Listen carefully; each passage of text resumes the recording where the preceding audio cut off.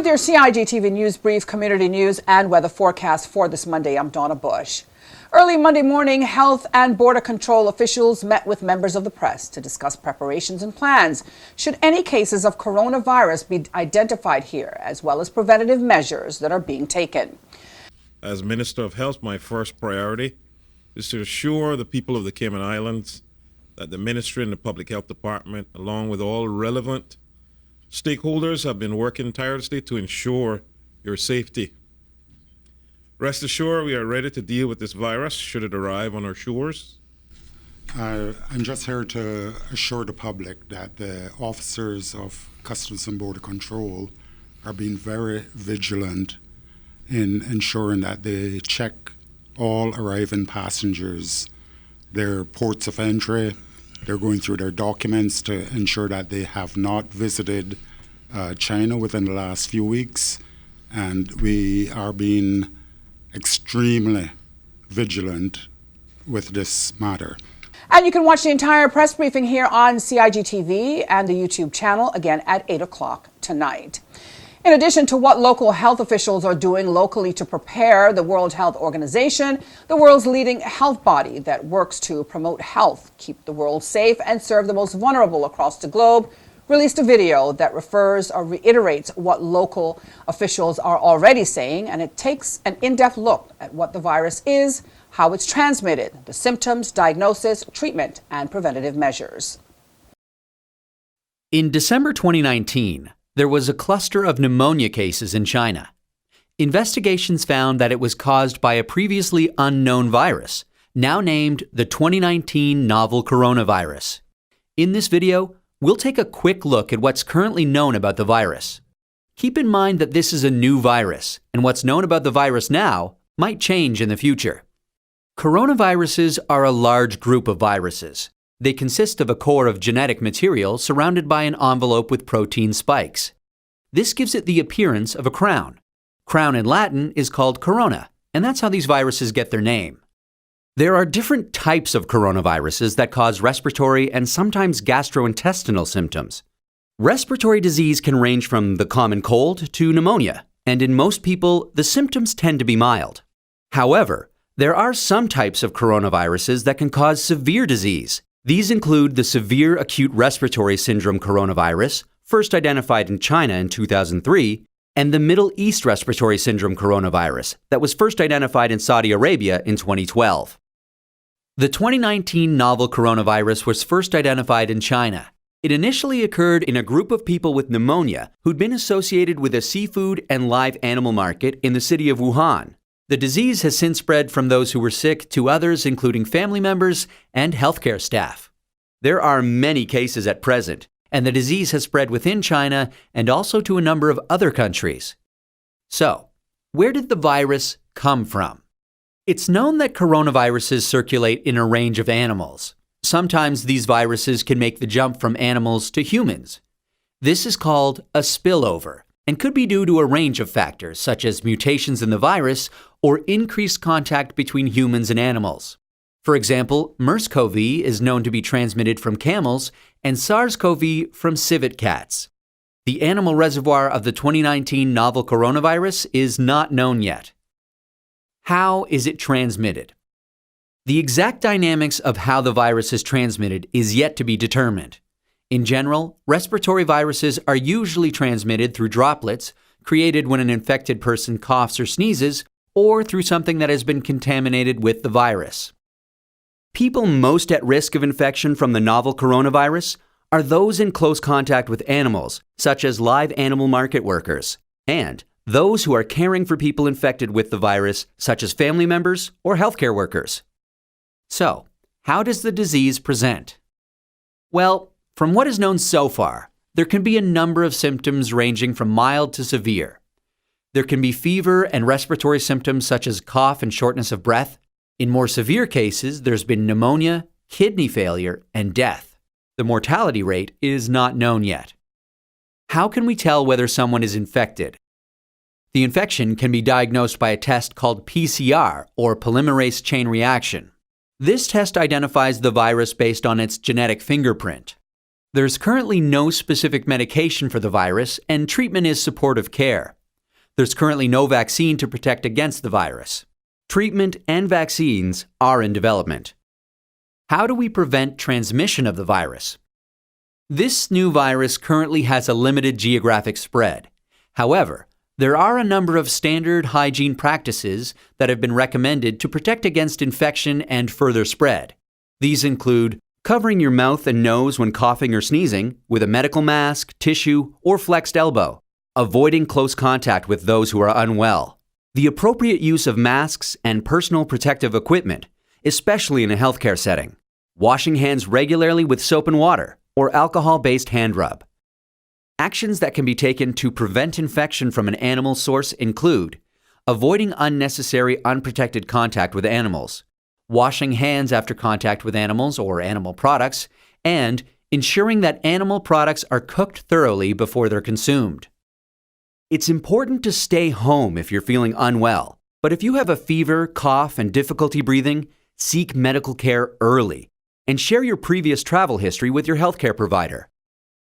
That's a quick look at this emerging infectious disease. Given that this outbreak is evolving rapidly, what's known about this virus can change. Please check the websites below for the most up-to-date information. Meantime, the World Health Organization's global medical emergency declaration last week and the plans of local health officials on the coronavirus has the Cayman UK office in London calling on all Caymanians living in the UK and those traveling to affected areas in China to register with government representative offices or British embassies. Office officials sent a tweet encouraging Caymanians to sign up at cigouk.ky/sign-up. They say this is the easiest way for them to disseminate information. Again, Caymanians traveling to the UK from affected areas in China or living in the UK should get registered. Meantime, congratulations are in order for the 21 men who graduated from the Cayman Islands Fire Service Training Program on Friday. Family and friends witnessed the ceremony as the men walked the stage after completing 20 weeks of intensive classroom and field training.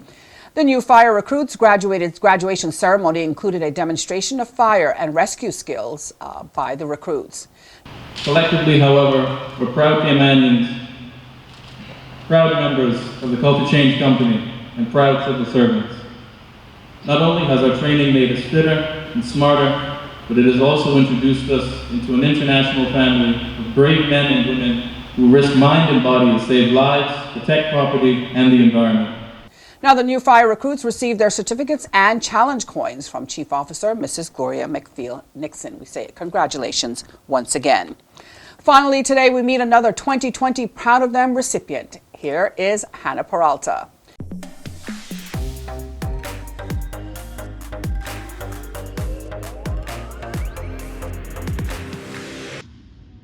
The college I attended was the University College of the Cayman Islands, where I did my associate's degree in hospitality management. I then went on to do my bachelor's degree at Georgia State University, and I'm currently pursuing my master's degree at Johnson & Wales in organizational leadership. I've known Hannah basically all of her life. She is an amazing individual and she's bright and intelligent. And I wanted to see her pretty face up on that board. My most outstanding academic experience to date was receiving the Female Sportsmanship Award from Clifton Hunter High School, as well as being a member of Eta Sigma Delta, which is a hospitality sorority at Georgia State University. I also was a part of the Honor Society. I've known Hannah for about 9 years. I was her employer. She worked with us pretty much while she was in school, and then during the summers and Christmas holidays when she came back from university. I think Hannah is somebody who has always dug deep to pull out the best in every situation. Even in times of difficulty, she's always found a way to overcome challenges. And she's, literally, she's made me proud, seeing where she's coming from, seeing what she's accomplished. I'm extremely proud of Hannah for all that she's done.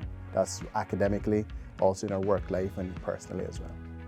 Hannah is a pleasant young lady, and she have a heart of gold. And I did my best to help to raise Hannah. And I always told her, Hannah, hold your head up high and go for your goal. Your mom will be proud of you if she was around right now to see how far you come. She would be very proud of you. Some challenges I faced through my academic pursuits were, one, losing my mom at a young age and not having my father's support or assistance throughout pursuing my degrees and higher education. Because of these challenges, I had to seek other ways to obtain my higher education.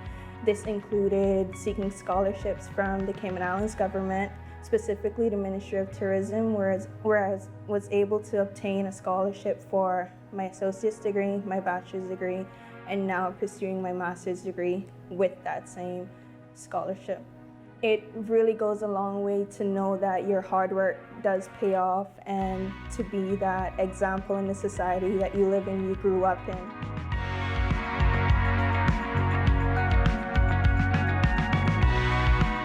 And Hannah joins 11 other young women and men on billboards across the Cayman Islands. We say congratulations again to Hannah and the others on being nominated this year.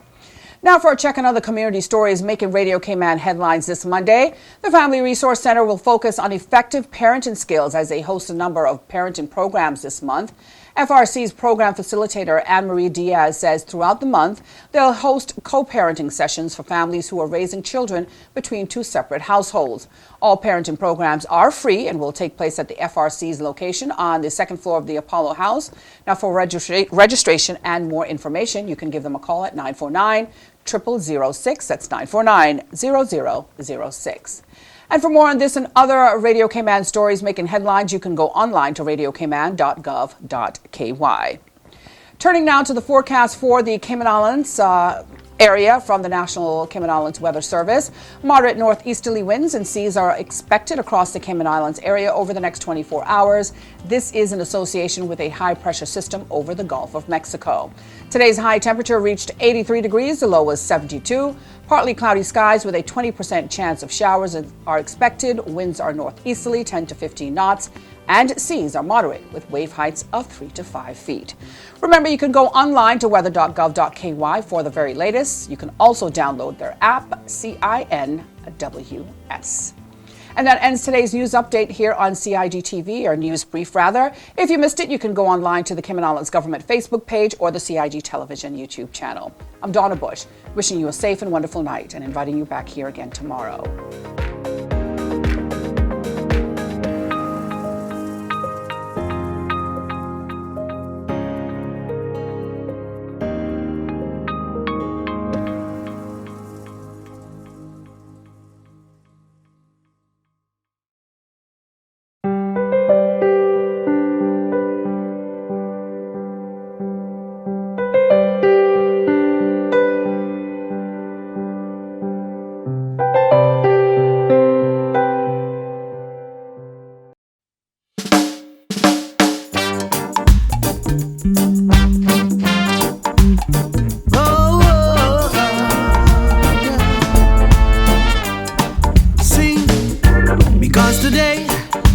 Today, we gotta put the guns away. No more pain, and no more sorrow. Because today, we gotta put those bombs away for our children and their tomorrow. Think about this world that we're living in and the bad news every day. So much dying and so much crying unnecessarily. Don't you think it's time that we stop this crime and bring back the smiling face, peace and love and harmony throughout this world in every place? Because today, we gotta put the guns away. No more pain, and no more sorrow. Because today, we gotta put those bombs away for our children, and their tomorrow.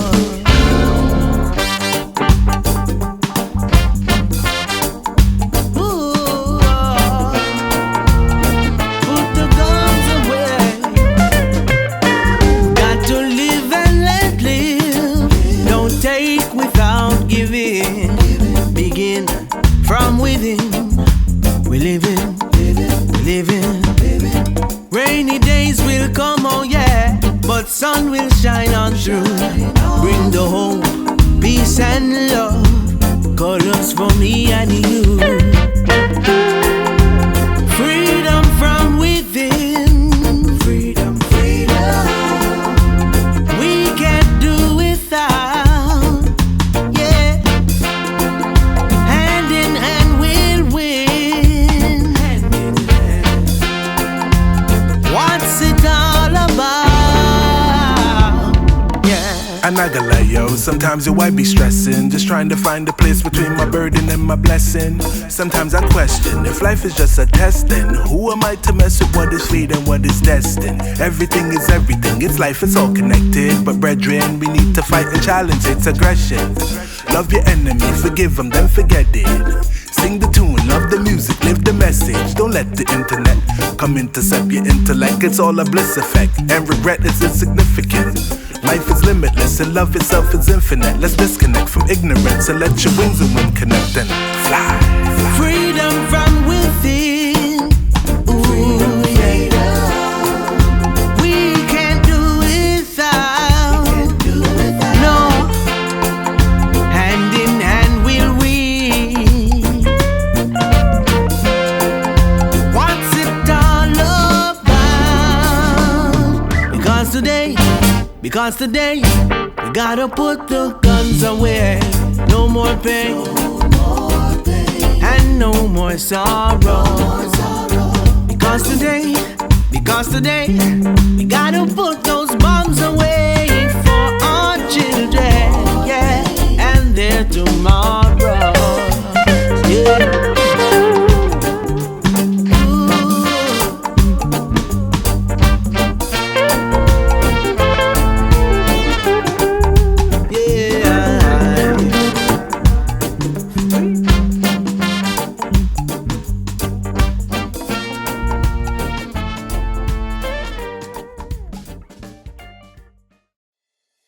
The Esterly Tibbetts Highway 3-lane roundabout is ready for drivers. It's time to make sure you know how to use it. First, know which exit you need to take. Pay attention to lane arrows and signs. Make sure you use your signal to change lanes or exit the roundabout. To turn left, you always approach in the left-hand lane and indicate left. To drive straight ahead, you need to be looking out for signs and road markings indicating which lane to use. Get in one of the lanes marked with a straight-through arrow. If turning right, you must use the right-hand lane and indicate accordingly. To use the roundabout safely, remember these 3 tips. Know your exit, pick your lane, and signal to make your turn.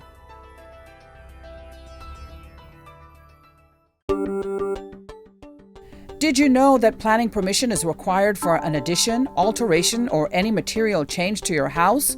The 10% rule no longer exists. Did you know you should check with the department as a planning and permit application may be required? Did you know your mailing address details on your land register must be up to date in order to receive notices on new development which may impact you? Visit Lands and Survey Department to check your mailing address is correct.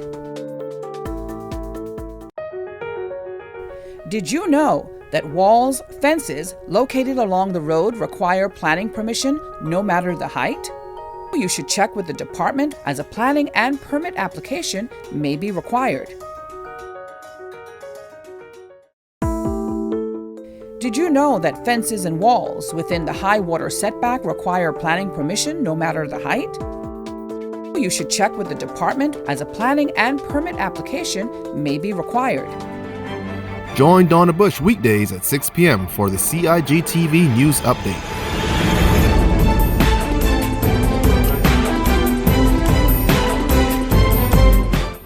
Get the latest on what's happening in government on a daily basis.